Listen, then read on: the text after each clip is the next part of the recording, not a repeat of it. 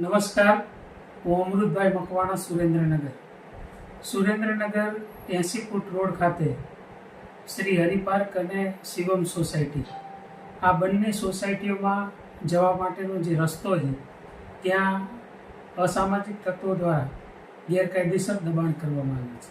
આ અંગે અનેક વખત રજૂઆતો કરવામાં આવી, તેમ છતાં મહાનગરપાલિકા દ્વારા આ દબાણ દૂર કરવા માટેની કોઈ કાર્યવાહી કરવામાં નથી આવતી.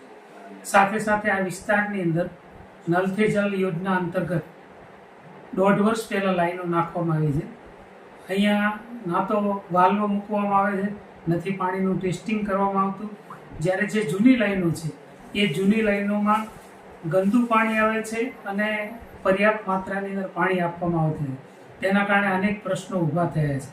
સાથે સાથે આ જે બંને સોસાયટીઓ છે ત્યાં જે સીસી રોડ બનાવવામાં આવે તેની બંને બાજુ જે ટુકડાઓ છે એ ટુકડાઓ બાકી રાખવામાં આવ્યા છે.